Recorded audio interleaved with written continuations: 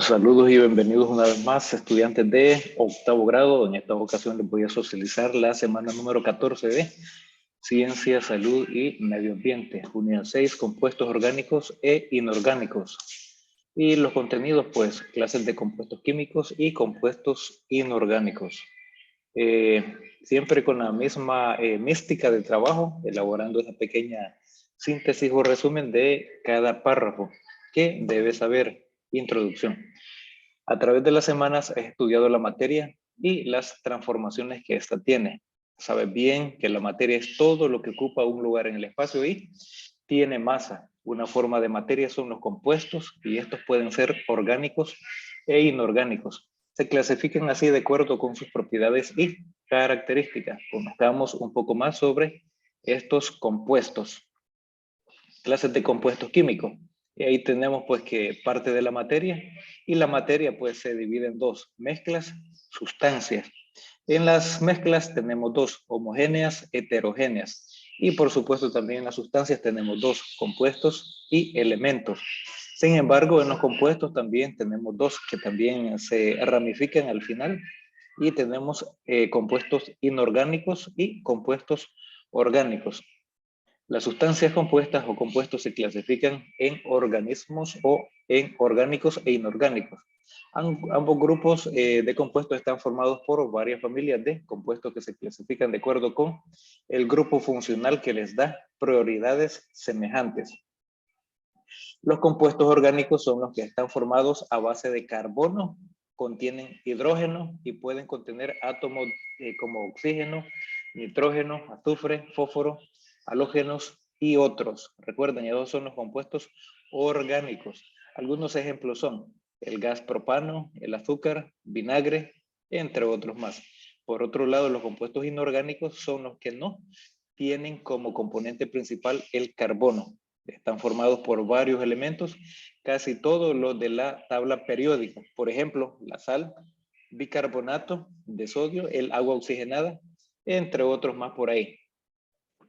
Funciones químicas inorgánicas. Las funciones químicas inorgánicas son compuestos que tienen propiedades muy semejantes entre ellos. Esto es debido a que en sus moléculas existe uno o más átomos en común. Luego tenemos los óxidos ácidos o anhídridos. Y estos son compuestos inorgánicos binarios que se forman por la reacción entre el oxígeno y un no metal. Y ahí tenemos básicamente el no metal, que es el cloro, el oxígeno, y vamos a tener como producto el óxido ácido o anhídrido. Peróxidos consisten en las combinaciones binarias del oxígeno junto a ciertos metales. Son derivados de los óxidos. Y ahí tenemos, por ejemplo, un metal, por ejemplo, más el oxígeno, y como producto peróxido. En este caso, pues nada significa el sodio, y el O2, pues básicamente es el oxígeno, teniendo también como producto final, pues un peróxido. Luego tenemos también los ácidos oxácidos, que son el resultado de la combinación de un óxido ácido más agua. Y ahí tenemos básicamente un óxido ácido, que es el cloro más el oxígeno, y además tenemos la molécula del agua, H2O, y eso como producto, pues vamos a tener un ácido ácido. Hidróxidos resultan de la combinación de un óxido básico con agua. Ahí tenemos básicamente óxido básico, tenemos agua, y como producto tenemos hidrógeno. Sales aloideas resultan de la combinación de un ácido hidrácido más un hidróxido. Ahí pues tenemos los elementos a considerar: ácido hidrácido más el hidróxido, y esos dos elementos pues forman un producto final, que es la sal aloidea. Posteriormente también tenemos óxidos básicos o metálicos, que son compuestos binarios formados por la interacción del oxígeno en un metal, y ahí tenemos los elementos a considerar. Además tenemos hidruros, que son la combinación de un metal con un hidrógeno. Ahí tenemos metal, hidrógeno y el hidruro como producto final.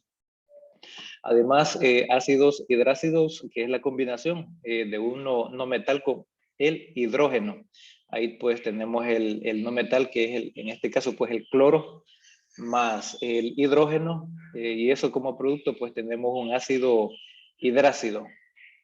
Luego también tenemos la sal oxisal, se forman al combinar un ácido oxácido más un hidróxido. Ahí tenemos pues básicamente dos elementos que se combinan, ácido oxácido más hidróxido, y ahí pues tenemos como producto una sal oxisal. Además pues tenemos un cuadro resumen, también se les invita a que lo puedan dibujar, digamos, este esquema en su libreta de apuntes. Tenemos, por ejemplo, metal, oxígeno, más hidrógeno, y vamos a tener como producto pues el peróxido, óxido básico, hidruro, etcétera, etcétera. Y si le van agregando agua, también tenemos hidróxido y también tenemos ácido oxácido. Y luego, pues, una vez que se ha finalizado la esquematización y la síntesis de la información de la guía de aprendizaje, pues pasamos al ponte prueba. Y en esta ocasión aparecen 5 preguntas o aseveraciones, donde se va a seleccionar la respuesta idónea, por supuesto, pues la respuesta correcta. Número 1 dice, selecciona la función inorgánica formada por la combinación de un ácido oxácido con un hidróxido, pues ahí tenemos la sal oxisal. En la número 2 dice, selecciona la función inorgánica formada por metal más oxígeno, y ahí tenemos el literal C, óxido básico. Número 3, los compuestos orgánicos están formados a base de, literal D, carbono.